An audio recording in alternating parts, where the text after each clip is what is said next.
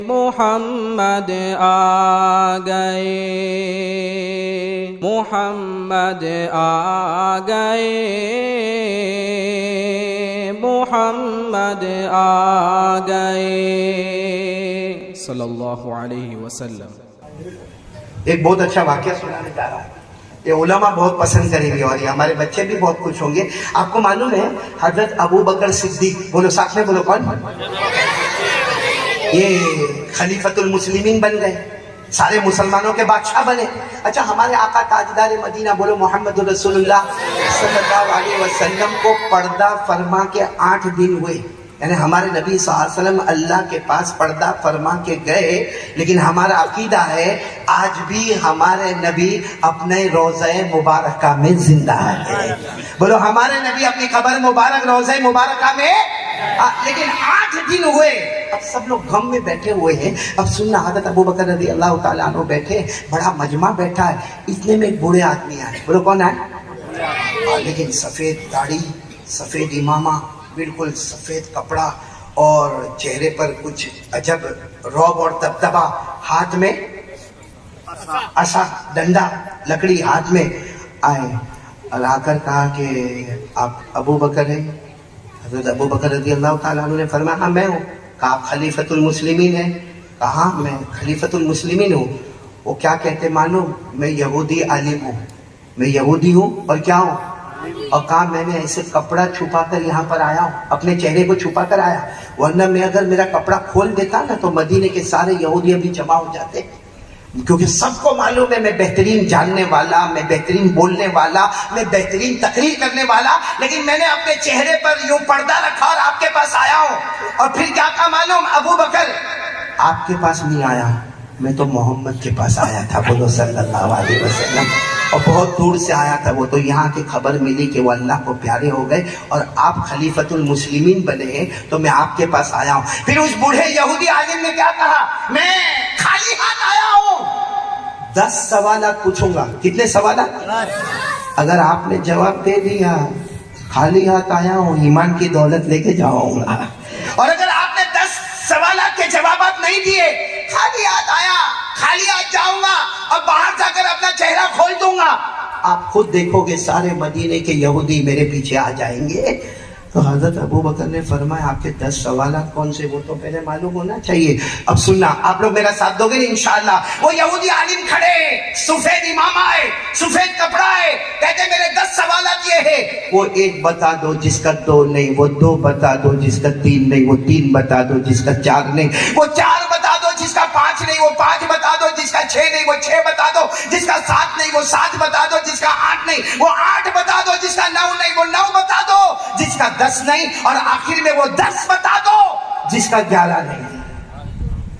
حضرت ابو بکر رضی اللہ تعالیٰ عنہ نے یوں پورے مجمع میں دیکھا کہ شاید کوئی جواب دینے کو تیار ہو، لیکن کوئی جواب دینے کو تیار، تو حضرت ابو بکر رضی اللہ تعالیٰ عنہ نے فوراً ایک صحابی کو بلائے۔ کون سے صحابی کو بلائے؟ جنہوں نے ابھی تو جوانی میں اپنا قدم بھی نہیں رکھا، بالکل جوان۔ کون؟ حضرت عبداللہ بن عباس۔ ساتھ میں بولو کون؟ حضرت عبداللہ، یعنی ہمارے نبی کے چچا کے لڑکے حضرت عبداللہ رضی اللہ تعالیٰ عنہ کو بلائے، آؤ ادھر آؤ، اور کہا کہ یہ جو آئے ہیں نا ان کو حضرت علی کے پاس لے جاؤ، بولو سبحان اللہ، اور جا کر کہو کہ ان کے سوالات کے جوابات دے دے۔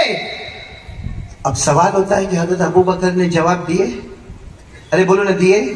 کن کے پاس بھیجا؟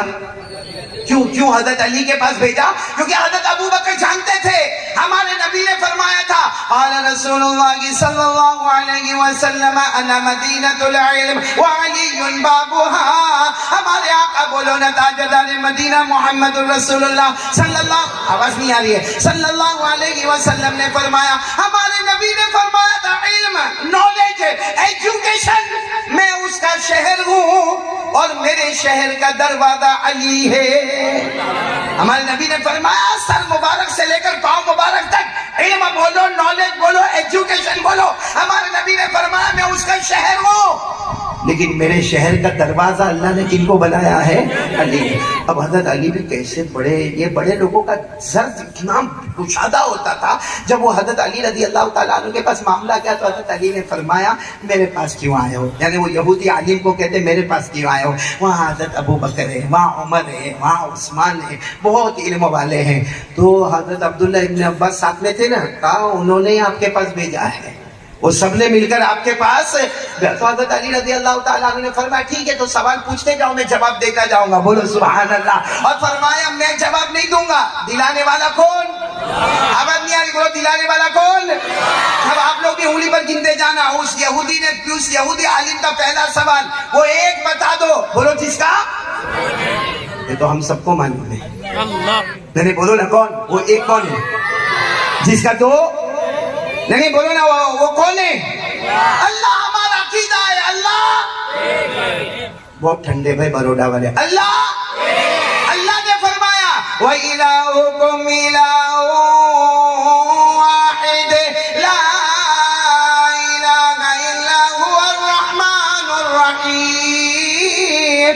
اللہ تبارک و تعالیٰ نے فرمایا تم سب کا معبود بولو کون؟ اللہ جو ایک ہی ہے، کوئی معبود نہیں. بولو ہم سب کا معبود ہے. تو یہ سوال کا جواب تو سب کو معلوم تھا، وہ ایک جس کا. وہ یہودی نے عالم نے پھر پوچھا وہ دو بتا دو جس کا تین نہیں. وہ دو بولو جس کا. حضرت علی نے مسکرا کر جواب دیا. ہر جواب کو اتنے مسکرا کر دیتے تھے. کہا وہ دو جس کا تین نہیں. کہا حضرت آدم اور حوا.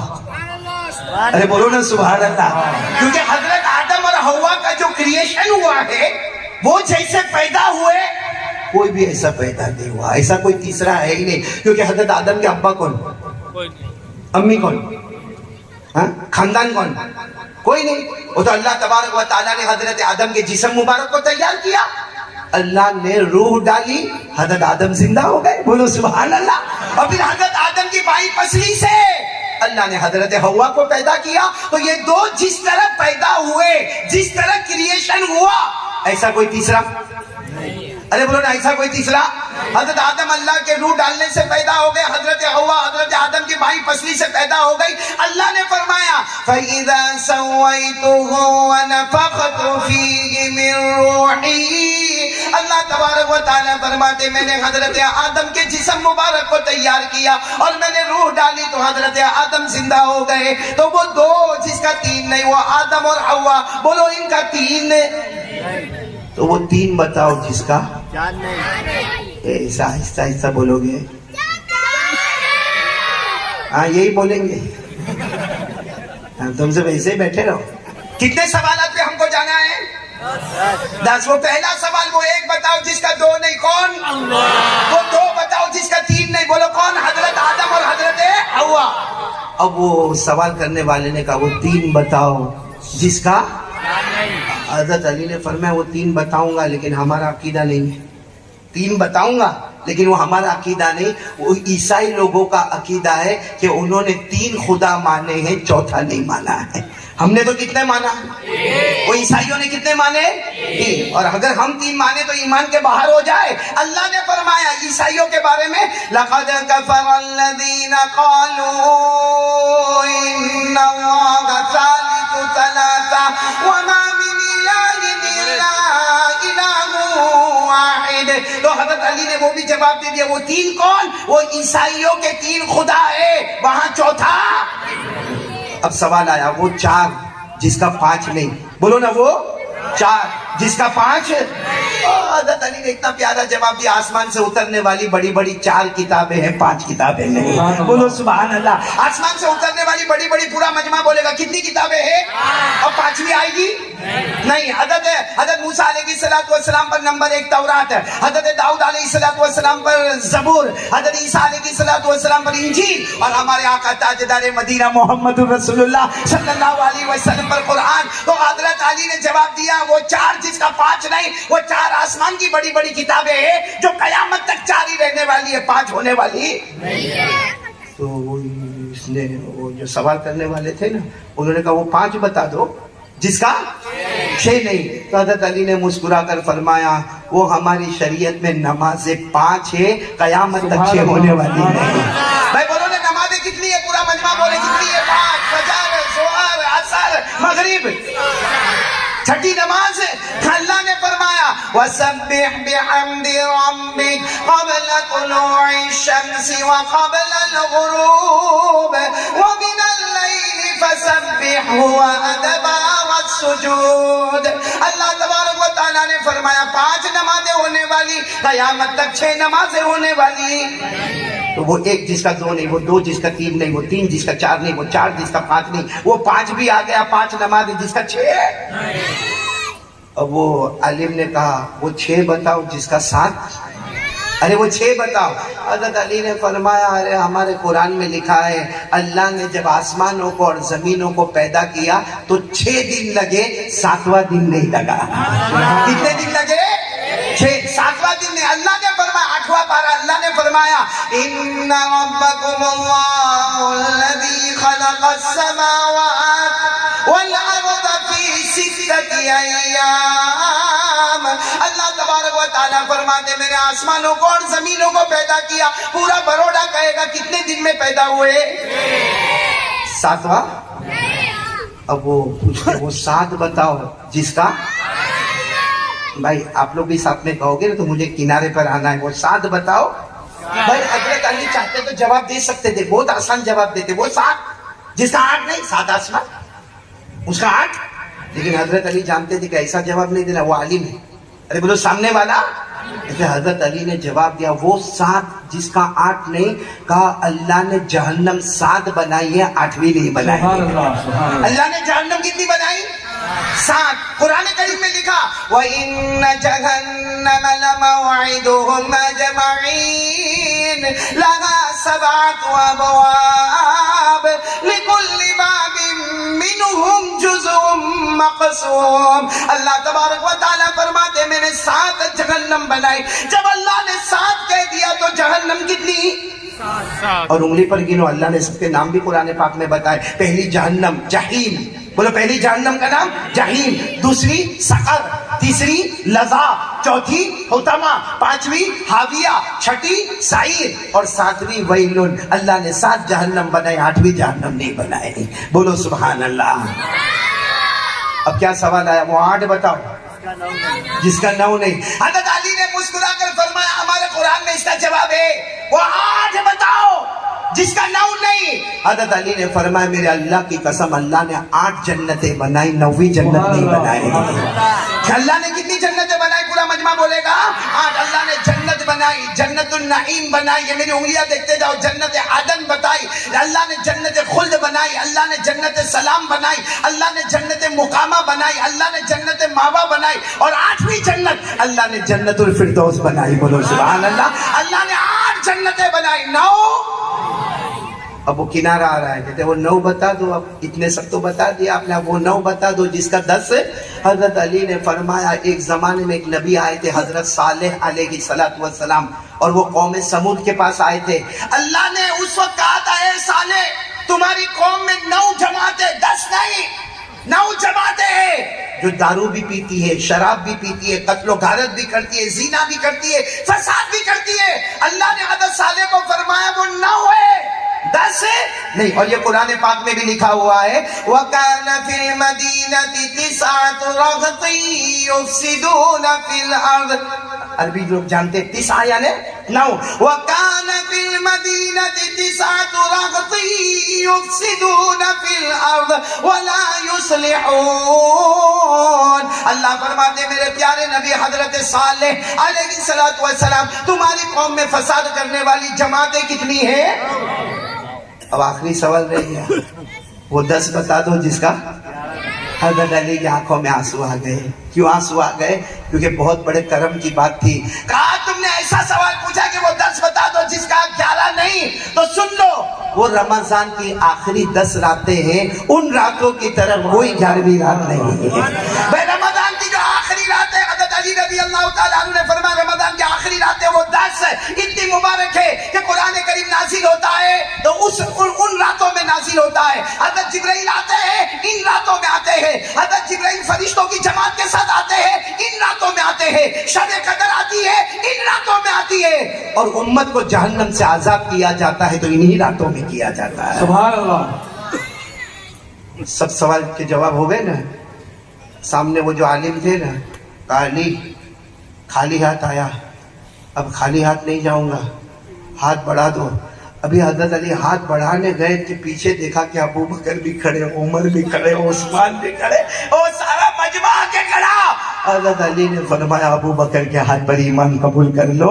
اور پورے مجمع میں آواز آئی اشہد ان لا الہ الا اللہ واشہد ان محمد رسول اللہ. میرے پیاروں میں کہتا ہوں جب علم کے دروازے حضرت علی کا یہ حال ہے تو پیارے نبی جو علم کے شہر تھے ان کا نالج کہاں سے کہاں تک ہوگا. لیکن مجھے ایک بات آپ کو بتانی ہے, حضرت علی نے جو 10 سوال کے جوابات دیے, اگر حضرت علی نے نہ دیے ہوتے اور ہم تک نہ پہنچے ہوتے تو قاری احمد علی نہیں دے سکتا. یہاں کوئی عالم بولو, یہ تو ہم کو تو حضرت علی نے 10 جوابات کیسے دے دیے کہ 1 2 نہیں, 2 3 نہیں, 3 4 نہیں, 4 5 نہیں, 5 6. یہ حضرت علی رضی اللہ تعالیٰ عنہ نے ایسے جوابات ایسے پھٹافٹ کیوں دیے؟ کیونکہ حضرت علی کی نظر تھی قرآن پر. حضرت علی کی نظر تھی, آواز نہیں آ رہی ہے, حضرت علی کی نظر تھی اور ہماری نظر ہے موبائل پر, وہ قرآن پر نظر تھی. تو حضرت علی اور ان کے زمانے میں سکون ہی سکون تھا, رحمت تھی, برکت تھی, مغفرت تھی, امن تھا, چین سکون تھا, نہ گالیاں تھی, نہ لوگوں کے اندر حسد تھا, نہ جلن, نہ کینہ, نہ کپٹ, نہ بغض, نہ عداوت, کیونکہ سب کی نظر کس پر تھی؟ اور ہماری نظر یہاں اتنا بڑا مجمع بیٹھا ہے, میں قسم کھا کر کہوں تو غلط نہیں ہوگا, سب کے پاس موبائل. ارے چھوٹے چھوٹے 12 سال کے اور 11 سال کے لڑکوں کے پاس موبائل, اور موبائل پر اللہ کی قسم یہ موبائل نہیں ہے. کبھی کبھی ڈر لگتا ہے کہ یہ موبائل ایمان نکال لے گا, اور کبھی کبھی تو یہ ڈر لگتا ہے کہ یہ موبائل ہم کو جہنم تک پہنچا دے گا. کیونکہ آخری درجے کا ننگا پنا, چاہے ہمارے گھر کی جوان بیٹی ہو یا ہمارے گھر کا جوان بیٹا ہو, یا چاہے ہمارے گھر کا کوئی بڑا ہو یا چاہے ہمارے گھر کا کوئی چھوٹا ہو, جس پریوار کے پاس جاؤ ہر ایک کے پاس بولو. یہ موبائل بنانے والے مفتی عمران جس نے بھی بنایا ہوگا جزائے خیر دے اللہ, بہت اچھا تھا. یہ ٹیکنالوجی کا یہ جو موبائل ہے نا, ایک بہت ٹیلنٹڈ پیس ہے. کیوں معلوم ہے؟ کیونکہ اس میں نہ جانے کتنے کام جو سالوں سال میں ہوتے تھے, منٹوں میں وہ کام ہوتے. لیکن یہ موبائل کو ہم نے کیسا استعمال کیا, اچھی چیز تھی, ہم نے کیسا استعمال کیا کہ ہم اتنے دور ہو گئے. ارے ہمارے گھر میں شوہر انٹر ہوتا ہے, السلام علیکم, وہاں سے جواب ملا نہیں ملا, یہ بیچارہ اپنا بیگ رکھتا ہے, وہ بیوی بھی موبائل پر, ارے میرا بڑا بیٹا کہاں ہے تو وہ بھی موبائل پر, ارے میری بہو کہاں ہے تو وہ بھی موبائل پر, ارے میری بیٹی کہاں ہے تو وہ بھی موبائل پر. میرے پیار, وہ گھر میں آنے والا سوچتا ہے کہ میرا کمانا دھمانا ان لوگوں کے واسطے ہے. 24 گھنٹہ میرے دوستوں موبائل پہ ننگا پنا, رات کو 1 2 بجے تک. مفتی صاحب آخر میں 2 بجے کیا کرے گا معلوم؟ اب موبائل چارج پہ رکھے گا. جب اللہ والے سجدے میں جاتے ہیں تو اس کا موبائل چارج میں جاتا ہے. اور جو رات کو بروڈا والا 2-2:30 بجے سوئے گا, فجر کیسے پڑے گا؟ کیسے فجر پڑے گا؟ رات کو 3 بجے سونے والا فجر کی نماز کہاں سے پڑھے گا؟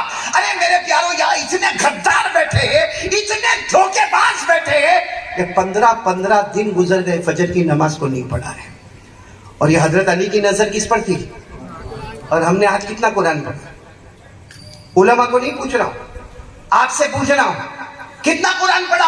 اکثر اس میں 80% وہ لوگ ہیں جنہوں نے آج صبح سے لے کر اب تک نہ قرآن پڑھا نہ پڑھایا, بلکہ قرآن کو ٹچ بھی نہیں کیا, اور قسم کھاؤ تو غلط نہیں ہوگا, قرآن کو محبت سے دیکھا بھی نہیں ہے. ہم لوگ ننگے موبائل پہ, اسکرین پہ ننگی چیزیں دیکھتے, اور کمال کی اسکرین کیا دیکھتے معلوم ہے؟ ننگی عورت ناچ رہی ہے, مولانا عبداللہ ناچ رہی ہے, پیچھے گانا بج رہا ہے, آدھے کپڑے اس نے پہنی ہے, اور یہ دیکھتا ہے 12-15 منٹ کی کلپ دیکھتا ہے, اور اس کے بعد پھر اپنے دوست کو فون کر کے رات کو 2 بجے کہتا ہے میرے پاس بہت اچھی کلپ آئی, تیرے کو بھیجوں. وہ کمبخت بھی اسی لیے بیٹھا ہے.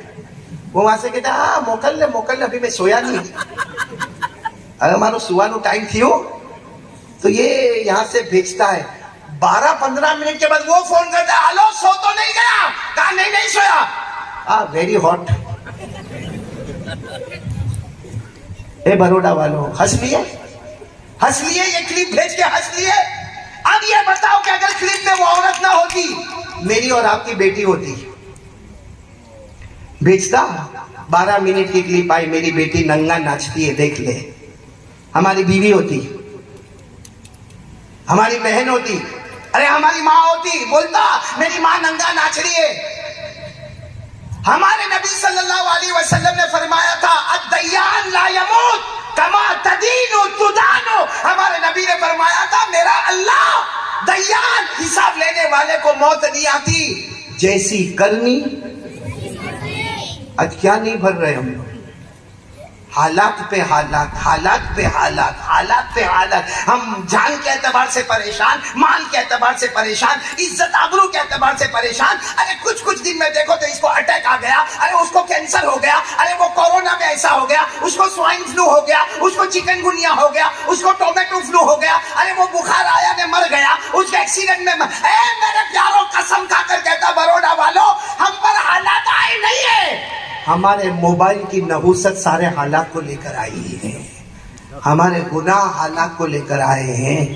اس میں میرے پیاروں حضرت علی کی بات میں نے اس لیے سنا ہے, مجھے وہ 10 سوالات نہیں سنانے تھے, یہ بتانا تھا کہ اس زمانے میں نظر قرآن پر تھی تو اللہ ہمارے ساتھ تھے, آج ہماری نظر موبائل پر ہے تو اللہ نے بھی ہم کو حوالے کر دیا ہے. صحیح کہہ رہا ہوں غلط کہہ رہا ہوں بھائی؟ کون میرا ساتھ دے گا؟ ہاتھ اوپر کر کے بولو نا, آج سے موبائل کیا کریں گے؟ توڑنے کا نہیں, پھوڑنے کا بھی نہیں, چھوڑنے کا بھی نہیں. کیونکہ کسی بھی مفتی نے آ کر, مفتی عمران صاحب یہ فتویٰ نہیں دیا ہوگا کہ موبائل حرام, کسی بھی مفتی نے یہ نہیں کہا ہوگا کہ مکروہ تحریمی, کسی نے یہ نہیں کہا مکروہ تنزیہی. تو قاری احمد علی کون آ گیا جو کہتے ہوئے کہ حرام ہے؟ ارے میں بھی کہتا ہوں کہ موبائل 101% حلال ہے, مگر صرف اس کو بدلنے کی ضرورت ہے کہ وہ موبائل جس میں سارا ننگا پنا. ارے مولانا موبائل میں ایپیسوڈ دیکھتے, میں نے ایک کو دیکھا ماشاءاللہ داڑھی والا, اب میں نے دیکھا کیا کر رہے ہو, تو کہا 84 نمبر کا ایپیسوڈ دیکھ رہا ہوں. کون سے نمبر کا؟ 84. میں نے کہا کتنے ہیں؟ 100 کے اوپر ہے. تو میں نے کہا کہ ایک ایپیسوڈ کتنے منٹ کا؟ کہا 40 منٹ کا. میں نے کہا 40 منٹ کے 84 ایپیسوڈ